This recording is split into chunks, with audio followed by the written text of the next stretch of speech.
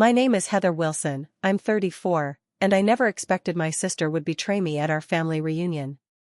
The annual gathering at our grandparents' old house was supposed to bring us closer, not tear us apart.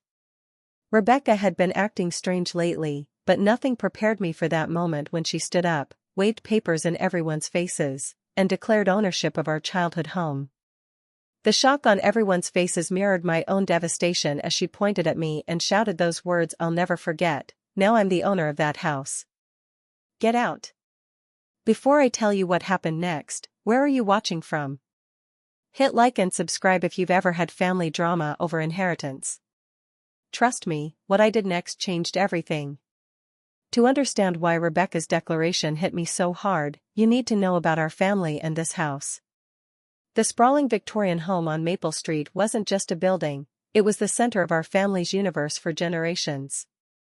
My grandparents, Thomas and Eleanor Wilson, purchased it in 1965, long before property values in our neighborhood skyrocketed. Growing up, I spent more time in that house than in my parents' home just 3 blocks away. While Rebecca gravitated toward our parents, I was always Grandpa's girl.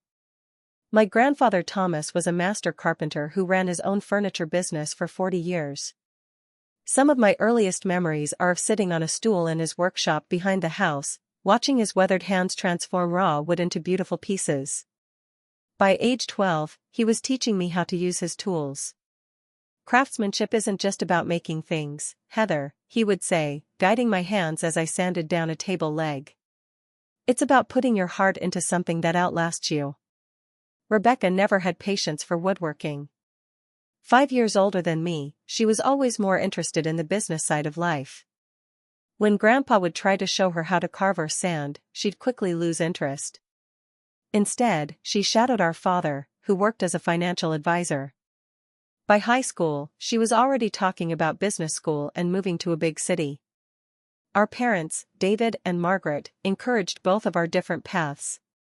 They were proud when Rebecca got accepted to Wharton and landed a prestigious consulting job in Boston after graduation. Equally, they supported my decision to stay local, get my teaching degree, and continue learning carpentry from Grandpa. We were different, but there was no rivalry, at least, not one I was aware of. When our grandmother Eleanor passed away 6 years ago, the family dynamic shifted. Sunday dinners at the grandparents' house became less frequent. Our parents traveled more. Uncles, aunts, and cousins scattered across the country. But Grandpa and I maintained our routine. Every Saturday, we would work in his shop, and afterward, I'd help him prepare Eleanor's recipes for dinner. As Grandpa aged, his health began to decline. First came the arthritis that made woodworking difficult, then the heart problems that required multiple medications. When he turned 82 3 years ago, I started visiting daily. Rebecca called from Boston occasionally but visited maybe twice a year for holidays. Last year, when doctors diagnosed Grandpa with congestive heart failure, I took a sabbatical from my teaching job. The school was understanding, I had accumulated enough leave, and they arranged for a long-term substitute. For those final 5 months, I essentially lived at the house, sleeping in my old childhood bedroom, managing his medications, driving him to doctor's appointments, and helping him up and down the stairs. During those months, Rebecca called more frequently, sometimes asking to speak with Grandpa privately. I thought she was finally making an effort to reconnect, and I was grateful. Grandpa seemed energized after their calls, often telling me, "Your sister has such big plans." The house itself had become a character in our family story. The wraparound porch where we counted fireflies on summer evenings. The kitchen with its original 1920s tiles that Grandma refused to replace. The secret reading nook under the stairs where I'd hide with adventure novels. The creaky third step that Grandpa always said he'd fix but never did because, as he joked, it's our burglar alarm. The massive oak tree in the backyard with the tire swing he hung when I was 7. I had helped him renovate much of the house over the years. We restored the original hardwood floors together when I was in college. During one summer break, we rebuilt the back deck. After Grandma died, we converted her sewing room into a reading room with built-in bookshelves I designed myself. My handprints were literally in the concrete of the garden path we poured 3 years ago. Our extended family included my father's brother Uncle James and his wife Aunt Patricia, who lived about an hour away with their 3 children, my cousins Michael, Sarah, and Brian. On my mother's side, there was only Uncle Robert, who had never married and lived in Arizona, flying in for major holidays. They all loved the house but didn't have the same connection I did. Rebecca's husband, James Thornton, was a quiet man who worked in finance. They had no children, which Rebecca always attributed to their demanding careers. When they visited, James often seemed uncomfortable in the old house, making comments about outdated wiring or the cost of heating such a large space. Rebecca would quiet him with a look, but I often wondered if she shared his assessment. When Grandpa passed away 3 months ago, at 83, we all gathered for the funeral. It was the first time the entire family had been together since Christmas. I was emotionally exhausted from the caretaking and the loss but found comfort in sharing memories with relatives. Rebecca remained composed throughout, efficiently handling funeral arrangements and suggesting we meet with Grandpa's attorney the following week. I was grateful for her practicality then, unaware of what was coming. A month after the funeral, we gathered at the office of Mr. Franklin Peters, Grandpa's attorney for over 30 years. The wood-paneled conference room felt too formal for our family, with its leather chairs and diplomas lining the walls. I sat between my parents, directly across from Rebecca and James. Uncle James and Aunt Patricia were there, along with Uncle Robert, who had extended his stay after the funeral. The cousins hadn't been invited, as Mr. Peters explained this was just for the primary beneficiaries. The tension was palpable. No one spoke much before Mr. Peters arrived, just exchanged weather comments and awkward inquiries about each other's health. Rebecca kept checking her watch, mentioning she had a flight back to Boston that evening. Her navy business suit and pearl earrings seemed out of place among our more casual attire. Mr. Peters, a balding man with kind eyes behind wire-rimmed glasses, entered carrying a leather portfolio. He expressed condolences before getting down to business. Thomas Wilson was very specific about his wishes, he began, adjusting his glasses. I'll summarize the main points before reviewing specific bequests. The preliminaries were straightforward. Grandpa's modest savings were divided equally among his 2 children and 2 granddaughters. His carpentry tools were left to me, which surprised no one. Various family heirlooms were distributed thoughtfully, Grandma's pearl necklace to Rebecca, her recipe books to me, his collection of rare books to my father, his military medals to Uncle James. Then came the matter of the house. Regarding the property at 1847, Maple Street, Mr. Peters read, I have given this considerable thought. This home has been the heart of our family for generations, and it is my wish that it remain so. He paused, looking up at all of us before continuing.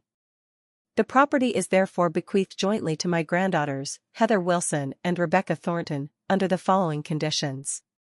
The room grew completely silent. I glanced at Rebecca, whose expression remained neutral, though her knuckles whitened as she gripped her pen. First, the property cannot be sold for a minimum of 5 years following my death, unless by unanimous agreement of both granddaughters. Second, if either granddaughter wishes to buy out the other's interest, they may do so, but only after the 5-year period and at a fair market value determined by an independent appraiser. Third, and most importantly, the house must remain available for family gatherings at least 3 times per year, including the annual summer reunion, Christmas, and Thanksgiving. Mr. Peters looked up again.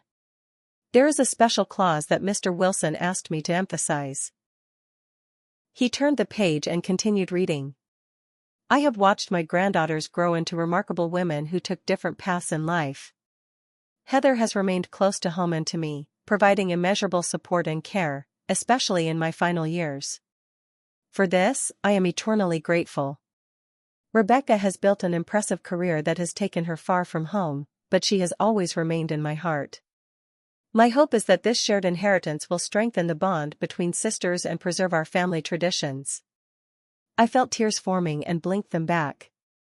Beside me, my mother squeezed my hand. There is one final condition, Mr. Peters continued.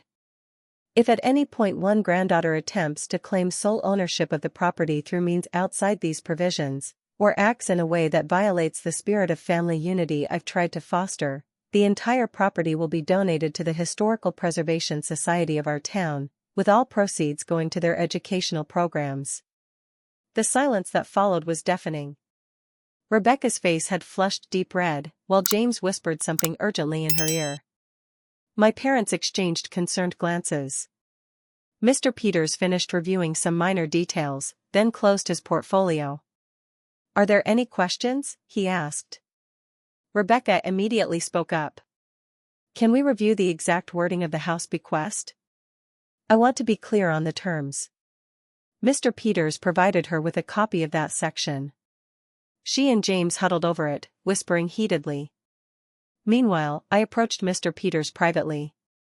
I don't fully understand, I admitted. Does this mean we both own the house now? He nodded.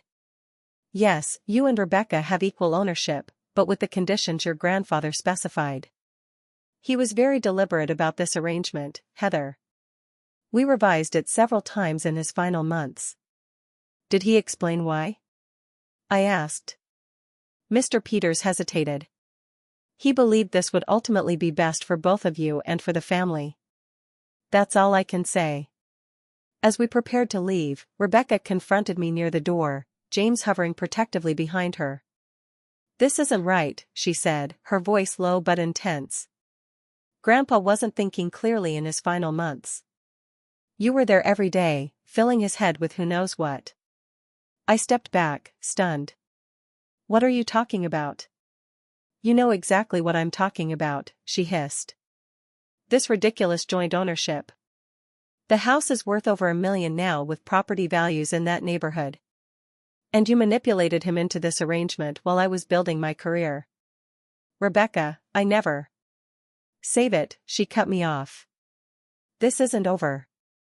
I'll be in touch through my attorney. She and James left abruptly. Over the next few weeks, I tried calling Rebecca several times, but my calls went straight to voicemail. I sent emails asking if we could talk about Grandpa's wishes and how to make the arrangement work, but received only a brief reply stating she was exploring options and would be in touch through her legal representation. I continued living in my apartment but visited the house regularly to maintain it. Each time I unlocked the front door, I half expected to find the locks changed, but everything remained as Grandpa had left it. His workshop, with projects half finished. His reading chair with a book still marking his place. His garden now sprouting the tomatoes he'd never see harvested. The house felt like a living testament to him, and despite Rebecca's hostility, I was determined to honor his wishes. I just didn't understand why he had created this situation that was clearly driving us further apart instead of bringing us together as he'd hoped. 2 months after the will reading, with July approaching, I faced a difficult decision. Our family had gathered at Grandpa and Grandma's house for a summer reunion every year since before I was born. Even after Grandma passed, Grandpa had insisted on maintaining the tradition. Family needs anchors, he'd say, regular occasions to remind us who we are and where we come from. This would be the first reunion without him. Part of me wanted to cancel, to give everyone a year to grieve. But another part knew Grandpa would have hated that idea. He believed celebrations were even more important during times of loss. After consulting with my parents, who agreed the tradition should continue, I sent out the usual invitations to the extended family for the second Saturday in July. I hesitated over Rebecca's invitation, unsure if she would even come given our unresolved conflict.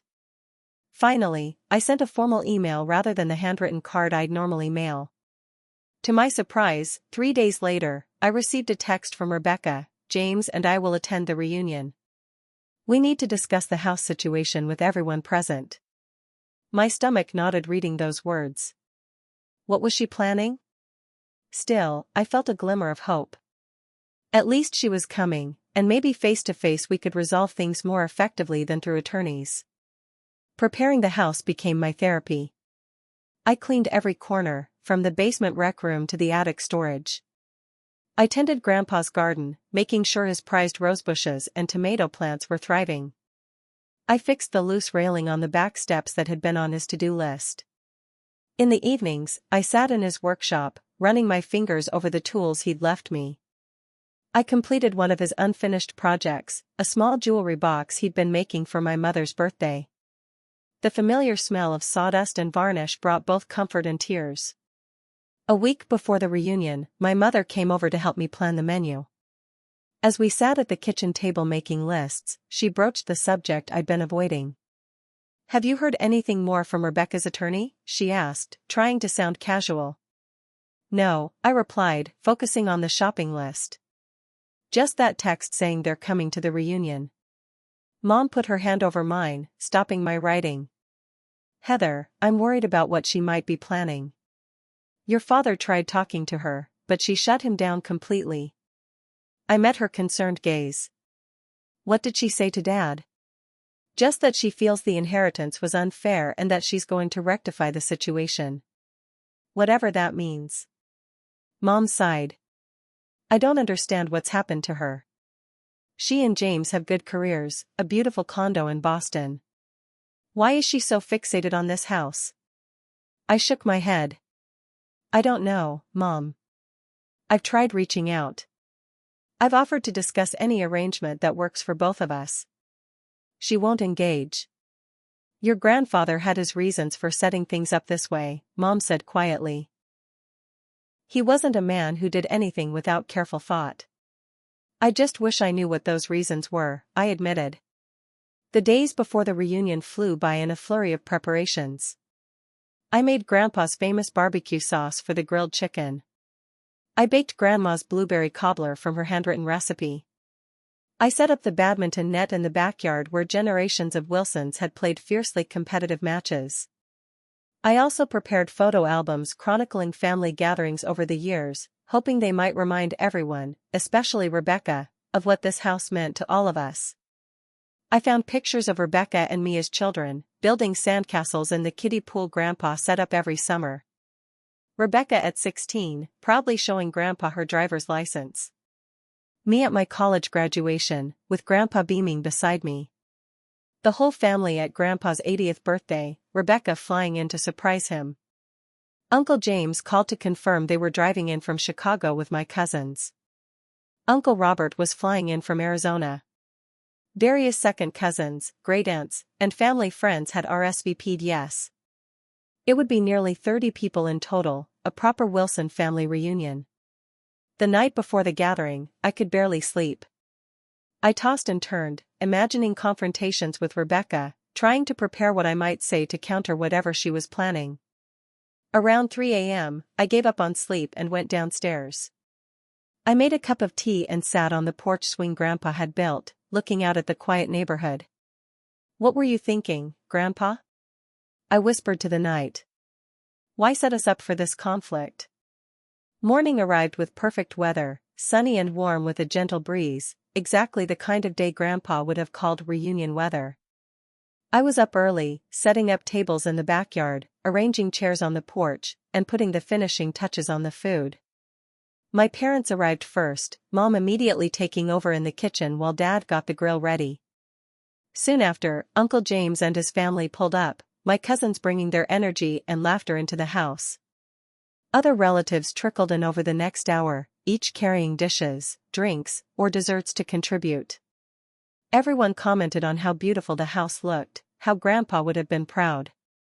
Many hugged me extra long, knowing this first gathering without him would be emotional for all of us, but especially for me.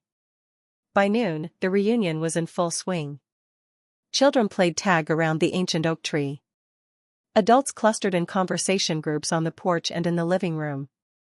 The dining room table groaned under the weight of potluck dishes. The only person missing was Rebecca. Just as I was beginning to wonder if she'd changed her mind, a sleek black BMW pulled up in front of the house. Rebecca and James emerged, both dressed impeccably, she in a designer sundress, he in pressed khakis and a polo shirt. They looked more prepared for a country club luncheon than a family barbecue. I met them at the door, my heart pounding. "Rebecca, James, I'm glad you could make it," I said, attempting a warm smile. Rebecca returned the smile, but it didn't reach her eyes. "Heather, the house looks lovely. You've been busy." For a moment, I allowed myself to hope this might go better than expected. But then I noticed the leather portfolio James carried, identical to the one Mr. Peters had brought to the will reading, and my stomach dropped. For the first hour after Rebecca and James arrived, everything seemed surprisingly normal. Rebecca circulated among the relatives, accepting condolences about Grandpa, inquiring about everyone's lives with what appeared to be genuine interest. James, typically reserved at family gatherings, was unusually sociable, engaging Uncle James in a lengthy conversation about property investments. I kept waiting for the other shoe to drop, but as the afternoon progressed without incident, I began to relax slightly. Maybe Rebecca had reconsidered. Maybe she'd realized the importance of family harmony over property disputes. What I found odd, however, was Rebecca's sudden interest in the house itself. Between conversations, I noticed her examining architectural details, running her hand along the original crown molding, studying the antique light fixtures. At one point, I found her in Grandpa's study, opening drawers in his desk. "Looking for something?" I asked from the doorway. She closed the drawer quickly. "Just reminiscing. It's been a while since I really looked at this place." "Well, it's as much yours as mine now," I said, trying to extend an olive branch. "Grandpa wanted us to share it." Rebecca straightened up. "Yes, well, about that, we should talk later." Before I could respond, our cousin Sarah bounded in. "Hey, we're setting up for the group photo in the backyard. Everyone's waiting." The annual family photo was a reunion tradition. We gathered under the oak tree, arranging ourselves by height in rows. Uncle Robert, the tallest, set up his camera on a tripod and used the timer so he could join us. This year, we left a space in the front row where Grandpa would have stood. After the photo, as everyone began dispersing toward the food tables, my father called for attention by clinking his glass with a spoon. The yard gradually quieted. "Before we eat," he said, "I'd like to propose a toast. This is our first reunion without Dad, and we all feel his absence. He loved these gatherings more than anything, seeing his family together, connected, continuing traditions." Dad's voice cracked slightly. "So please, raise your glasses to Thomas Wilson, the heart of this family, whose spirit lives on in this home and in all of us." To Thomas, everyone echoed, glasses raised. I was blinking back tears when Rebecca suddenly stepped forward. "Since we're making announcements," she said, her voice carrying across the yard, "I have something important to share with everyone." James moved to stand beside her, opening the leather portfolio and handing her a document. "Many of you know that Grandpa's will left this house jointly to Heather and me," Rebecca continued.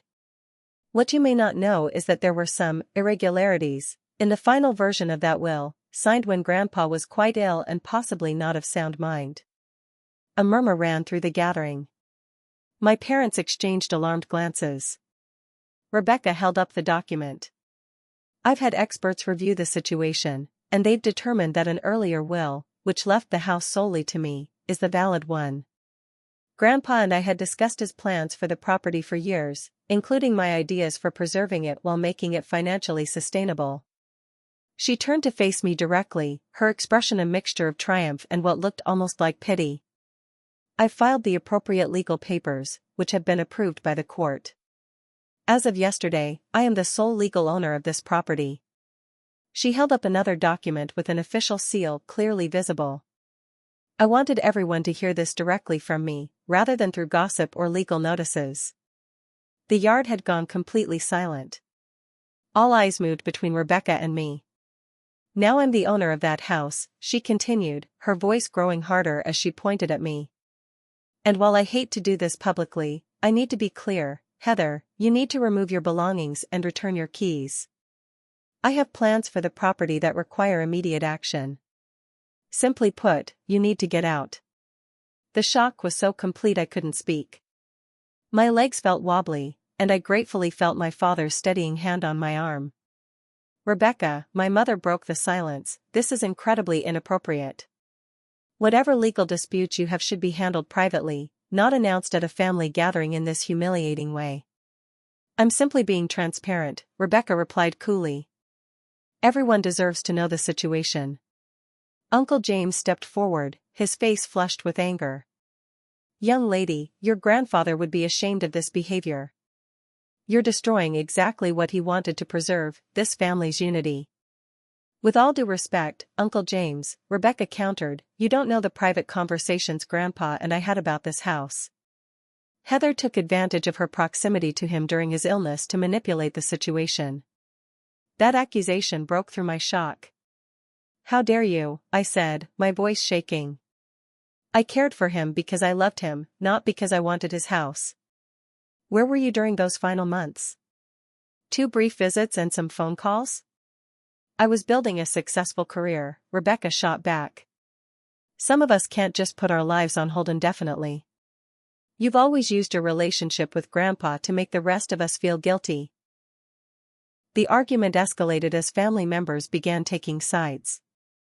My cousins Sarah and Michael defended me vigorously, while Aunt Patricia tried to suggest a cooling-off period before making any decisions.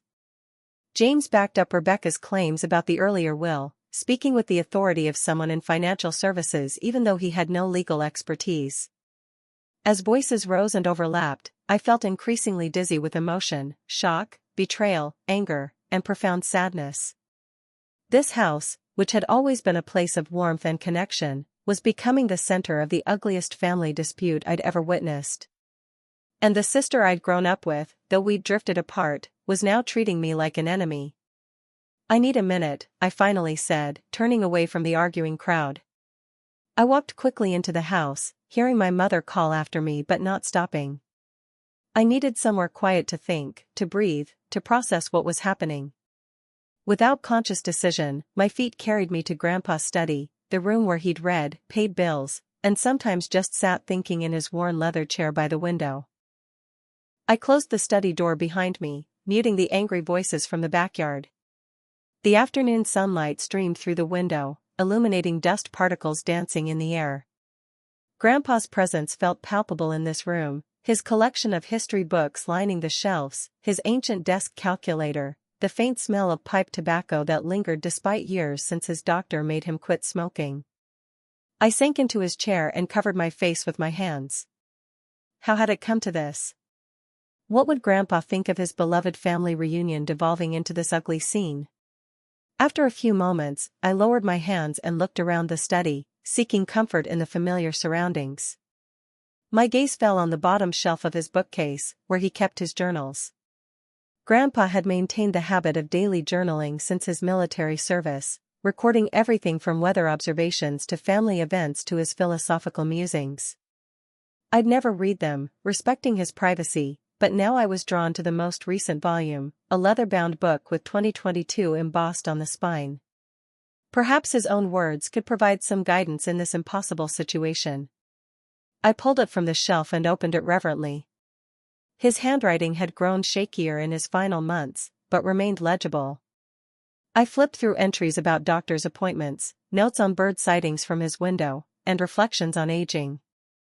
Then a page with my name in the heading caught my eye. Heather came by again today with groceries and stayed to help me organize my medications for the week, he'd written. I don't know what I'd do without her steady presence. Rebecca called this afternoon to discuss her proposal again. She's persistent, I'll give her that. I understand her business mind sees the potential value, but she doesn't see what I see. The true worth of this place isn't in its market value but in the memories it holds. I turned the page, intrigued by the mention of Rebecca's proposal. The next entry elaborated. Rebecca called again about converting the house into a bed and breakfast. She's done research on zoning, renovation costs, and projected revenue. The numbers are impressive, I admit. She argues the house is too large for one person and sitting empty most of the year is wasteful. From a purely financial perspective, she's right. But this house was never about financial decisions. My heart raced as I continued reading, entries revealing a months-long campaign by Rebecca to convince Grandpa to leave her the house for commercial development. According to his journals, she had presented business plans, connected him with contractors, and even had preliminary drawings made for converting the property into a boutique inn. I was stunned. Rebecca had never mentioned any of this to me. While I'd been focused on Grandpa's health and comfort, she'd been negotiating for the house's future. As I flipped further through the journal, a sealed envelope fell out from between the pages. My name was written on the front in Grandpa's distinctive script, along with the words, "To be opened when the sisters fight about the house." My hands trembled as I broke the seal. Inside was a letter dated just 3 weeks before his death. "My dear Heather," it began. "If you're reading this, then what I feared has come to pass. You and Rebecca are at odds over the house. I've tried my best to prevent this situation through my will, but I know your sister well enough to anticipate she might challenge my decisions." I took a deep breath and continued reading. "Rebecca has been pressuring me to leave the house solely to her for business purposes. She's presented elaborate plans, brought in consultants, and even suggested I could live in a separate apartment on the property while the main house serves paying guests. Her persistence has been remarkable, and in some ways, I admire her entrepreneurial spirit. What troubles me is not her business plan, which is sound, but her dismissal of what this house means to our family. When I've raised concerns about maintaining it as a gathering place, she's offered compromises that sound reasonable on the surface but would fundamentally change its character and accessibility to the family. I purposely set up the will as it is, with joint ownership, to force you two to work together. My hope was that through cooperation, Rebecca might come to value the intangible worth of family connection, while you might benefit from her business acumen to make the property financially sustainable in the long run. However, I'm not naive. I've made arrangements in case Rebecca attempts to circumvent my wishes. In the bottom right drawer of this desk is a false bottom. Remove it, and you'll find additional documents, legal protections I've put in place with Mr. Peters' help that Rebecca doesn't know about. These include the specific clause about property donation if either of you attempts to claim sole ownership. I'm sorry to place this burden on you, Heather. Know that I trust your judgment and your heart. You've always understood that some things are worth more than money. The house is just wood and stone, it's the love and connections fostered within its walls that truly matter. Whatever happens, remember that I love both my granddaughters equally, though differently. You've been my comfort and joy, especially in these final years. For that gift, I am eternally grateful. With all my love. Grandpa." I sat frozen, the letter in my hands. Then, galvanized by his instructions, I moved to the desk and opened the bottom right drawer.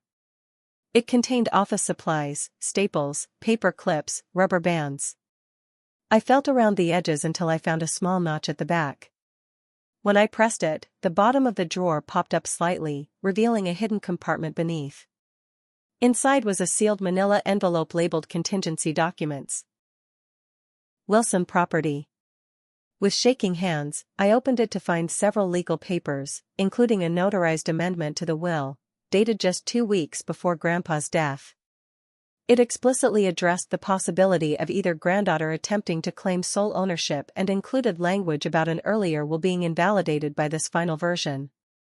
Most significantly, there was a document establishing a family trust that would automatically take ownership of the property if the joint ownership arrangement was challenged in court. The trust agreement named my parents and uncles as trustees, with strict provisions for maintaining the house as a family gathering place. I also found a personal letter from Mr. Peters explaining that these contingency measures were legally binding and had been filed with the court. He confirmed that any challenge to the will would trigger the transfer to the trust, and enclosed his business card with his cell phone number handwritten on the back with a note, "Call anytime if needed." As I processed these revelations, there was a knock at the study door. My mother peered in, her face creased with concern. "Heather? Are you all right? Things are getting heated out there. Rebecca is showing everyone some legal papers, and James is talking about having the locks changed tomorrow." I looked up at her, a strange calm settling over me. "I'm fine, Mom. Actually, I'm better than fine. I just found something Grandpa left for exactly this situation." I stood up, gathering the documents. "Could you ask everyone to meet in the living room? I think it's time to clear the air once and for all." She looked at the papers in my hands. "What did you find?" I managed a small smile. Grandpa's wisdom, as usual. He saw this coming a mile away. With the documents securely in hand, I followed my mother back to the gathering. The family had divided into tense clusters. Rebecca and James stood near the fireplace with Aunt Patricia and a few cousins who seemed to be trying to mediate. My father, Uncle James, and others formed another group by the window, their expressions stormy. The children had been sent to play in the basement rec room, away from the adult conflict. As I entered, Rebecca broke off mid-sentence and turned to me. "Heather, I'm sorry it had to happen this way, but you need to understand." "Actually," I interrupted calmly, "I think you both need to sit down." I gestured to the sofa. "Everyone, please take a seat. There's something important you should all hear." Perhaps it was my uncharacteristically authoritative tone, or simply curiosity, but everyone complied, finding seats around the living room. Rebecca and James exchanged glances but sat down on the edge of the sofa, James still clutching his portfolio. I took Grandpa's position at the center of the room, where he'd always stood to make holiday toasts or important family announcements. The symbolism wasn't lost on anyone. "First," I began, "I want to apologize to everyone for what should have been a celebration turning into this." I gestured vaguely at the tension-filled room. "Grandpa would be disappointed in all of us." I held up the journal. "I just found something Grandpa left specifically for this situation. He anticipated exactly what's happening today." Rebecca shifted uncomfortably. "Whatever you found doesn't change the legal standing of." "Please, let me finish," I said firmly. I opened the journal to the marked page. I'm going to read directly from Grandpa's journal, dated 2 months before he passed. I read several entries detailing Rebecca's business proposals and Grandpa's conflicted feelings about them. As I read, Rebecca's face flushed deeply, and James stared at the floor. Other family members exchanged surprised glances. "So you see," I continued, closing the journal, "Grandpa was fully aware of Rebecca's plans for the house. He understood her business case completely. And he made his decisions with clear knowledge of all options." I then held up the sealed letter. "He also left this for me, with instructions to open it when the sisters fight about the house. I think he knew us better than we know ourselves." I read portions of his letter aloud, carefully omitting the more personal passages but including his explanation of why he wanted joint ownership and his hopes for our cooperation. "But most importantly," I said, setting down the letter and picking up the legal documents, "he left these contingency papers with explicit instructions. Rebecca, your court filing claiming the earlier will is valid has already triggered these provisions." I turned directly to my sister. "According to these documents, which Mr. Peters confirmed are legally binding, your attempt to claim sole ownership has automatically transferred the property to a family trust. Neither of us owns it now. The trustees are Mom, Dad, Uncle James, and Uncle Robert." The silence in the room was absolute. Rebecca's mouth opened and closed without sound. James frantically began leafing through his own documents. "That's not possible," he finally said. "Our attorneys assured us." "Your attorneys didn't know about these documents," I replied. "They were filed separately as a safeguard and only activated if someone challenged the will. Which Rebecca did yesterday, apparently." I handed the trust documents to my father, who began reviewing them with Uncle James looking over his shoulder. "This appears completely legitimate," Dad said after a moment. "It's notarized, witnessed, and references case law supporting its validity." Rebecca stood up abruptly. "This is ridiculous. Grandpa was manipulated in his final weeks. He wasn't thinking clearly." "Actually," came a voice from the doorway, Thomas was extraordinarily clear about his intentions. We all turned to see Mr. Peters standing there, looking somewhat apologetic for the interruption. I received an automatic notification when the trust was activated by Ms. Thornton's court filing. I thought it might be helpful if I came in person. My mother, ever the gracious hostess even in crisis, immediately offered him a seat and something to drink, which he politely declined. "I apologize for intruding on a family gathering," he said, "but I felt this situation required immediate attention." He turned to Rebecca.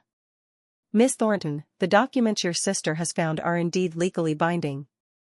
Your grandfather anticipated this scenario and prepared accordingly. Rebecca's attorney composure cracked. But why? Why would he do this? I had plans to preserve the house while making it sustainable. It's a business asset sitting idle, depreciating. It's not a business asset, I said quietly. It's a home. Our family's home. Mr. Peters nodded. Thomas was quite clear that maintaining the property as a family gathering place was his highest priority. The trust ensures that purpose is fulfilled. Rebecca sank back onto the sofa, her legal strategy crumbling before her eyes. James was already on his phone, presumably texting their attorney. In the midst of this tense moment, I had a sudden flash of memory, Rebecca at 8 years old, crying because she couldn't find her favorite doll during a visit to Grandpa's house. We'd all searched for hours until Grandpa found it tucked behind the living room curtains. He'd scooped her up, doll and all, twirling her around until her tears turned to laughter. "There's my sunshine girl," he'd said. Looking at my sister now, I didn't see the polished, successful businesswoman or the legal adversary. I saw my sister, the girl who'd taught me to braid hair, who'd helped me with math homework, who'd driven me to my first school dance when Mom was sick. Somewhere along the way, we'd lost that connection. "Rebecca," I said gently, moving to sit beside her. "What's really going on? This can't just be about property values and business opportunities. Talk to me. Please." The room fell silent again, everyone watching us. Rebecca stared at her hands for a long moment, then took a deep, shuddering breath. "The business is failing," she finally whispered, so quietly I almost didn't hear her. "James's investment firm lost several major clients last year. We're underwater on the Boston condo. We've been keeping up appearances, but..." Her voice broke. "We needed this.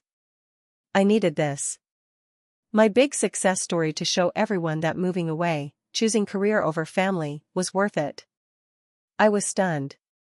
The perfectly polished facade my sister had maintained for years was cracking before my eyes.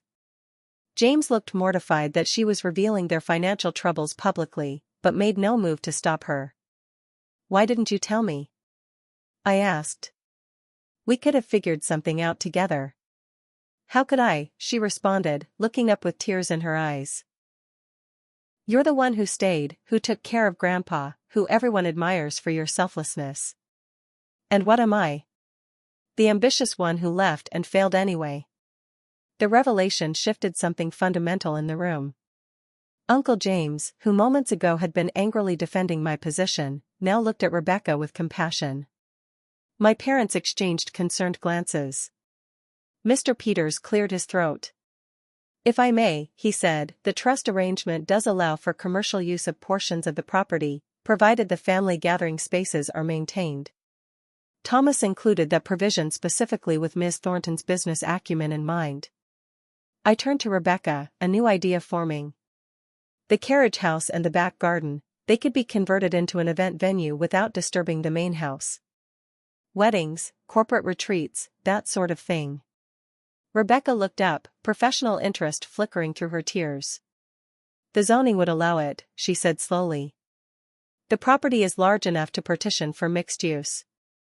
You two could run it together," my mother suggested. Heather's carpentry and design skills for renovation, Rebecca's business expertise for operations. I nodded enthusiastically. I've been wanting a change from teaching anyway. And the renovation work would be a project worthy of what Grandpa taught me. Rebecca wiped her eyes, professional composure gradually returning. "It would require significant startup capital, which the trust can provide as an investment," Mr. Peters interjected. Thomas authorized the trustees to fund reasonable business ventures that would make the property self-sustaining. Over the next hour, as the sun began to set outside and the children were released from the basement to play in the yard, something remarkable happened in that living room. What had begun as a bitter inheritance dispute transformed into a collaborative family business planning session. Uncle James, who had experience with event planning through his company, offered marketing connections. My cousin Sarah, a talented amateur photographer, proposed handling event photos. Even James, Rebecca's husband, gradually engaged, offering to create financial projections. Throughout it all, I watched my sister's transformation, from adversary back to family. Her sharp business mind, which she'd wielded as a weapon earlier, now became a tool for our shared vision. As she sketched a potential floor plan for the carriage house conversion on the back of a napkin, I glimpsed again the girl who'd built elaborate dollhouses with me on rainy days. When she looked up and caught my eye, I saw something I hadn't seen in years, my sister, really seeing me too. No competition, no resentment, just recognition. "This could actually work," she said with cautious optimism. "We might both get what we want." "I think that's exactly what Grandpa hoped for," I replied. "He knew we'd be stronger together than apart." As the impromptu planning session wound down, Mr. Peters prepared to leave, satisfied that his late client's wishes were finally being honored in spirit as well as letter. He pulled me aside briefly. "Your grandfather would be proud," he said quietly. "He told me once that his greatest fear was that the family would scatter after he was gone. You've helped prevent that today." Looking around the room at my engaged, animated family, unified again with a common purpose, I felt Grandpa's presence more strongly than I had since his passing. Not in sadness or loss, but in the connections being strengthened before my eyes. Rebecca approached as Mr. Peters left, her hand tentatively extended toward me. "Partners?" she asked, a vulnerability in her voice I hadn't heard in decades. I took her hand, but then pulled her into a hug instead. "Sisters first," I whispered. "Partners second." She stiffened for just a moment before melting into the embrace, her shoulders shaking slightly with silent tears or laughter, perhaps both. 1 year later. The scent of fresh-cut flowers filled the air as I arranged the last centerpiece on the table in the garden. Through the open doors of the converted carriage house, I could see Rebecca directing the catering staff with her characteristic precision. She caught my eye and gave me a quick thumbs up before returning to her clipboard. It was hard to believe a year had passed since that tumultuous family reunion that had nearly torn us apart before ultimately bringing us together. Today, we were hosting our first official event at Wilson Heritage House and Gardens, our family reunion doubling as a grand opening celebration. The transformation of the property had been remarkable. The main house remained largely unchanged, still serving as our family gathering place, though we'd updated the kitchen and bathrooms. But the carriage house and gardens had undergone a complete renovation, creating an elegant venue space that was already booked solid for the coming wedding season. Rebecca had moved back to town 6 months ago, after she and James sold their Boston condo. They were living in the apartment we'd created on the 3rd floor of the main house, temporary, they insisted, until they found the right property nearby. But I suspected they'd stay. James had found a position at a local financial firm, and Rebecca was thriving as the business manager of our new venture. I'd taken a year's leave from teaching to focus on the renovation work, discovering a passion for restoration carpentry that had turned into a side business of its own. Clients who visited our venue often asked who had done the woodwork, leading to commissioned projects I completed in Grandpa's workshop. My parents arrived early, Mom carrying her famous potato salad for the family portion of today's celebration. Dad immediately wandered to the new pergola I'd built, running his hand along the joinery with a proud smile. "Your grandfather would have loved this," he said as I joined him. "You've got his touch with wood." "And Rebecca has his head for business," I added. "She's already talking about expanding to the empty lot next door for a dedicated parking area." Dad chuckled. "Those 2 parts of him living on through both of you, exactly as he hoped." Throughout the afternoon, family members arrived, exclaiming over the changes to the property. Uncle James and Aunt Patricia, Uncle Robert, all my cousins, and even distant relatives who rarely attended family functions had made the effort to come. The children ran through the gardens, playing the same games we had played as kids, while the adults admired the renovations and reminisced about past gatherings. As we prepared for the official toast, Rebecca and I found a quiet moment on the porch swing, the same one where I'd sat questioning Grandpa's wisdom the night before last year's disastrous reunion. "Did you ever imagine we'd end up here?" she asked, watching the family mingle in the garden. Honestly? No, I admitted. When you showed up with those legal papers last year, I thought our relationship was over for good. Rebecca winced at the memory. I was desperate and scared. Failure has never been an option in my mind, and suddenly everything was falling apart. The house seemed like my only lifeline. And now? She smiled, gesturing at the bustling venue. Now I understand what Grandpa knew all along, that the real value was never in the property itself, but in what it represents. Family. Continuity.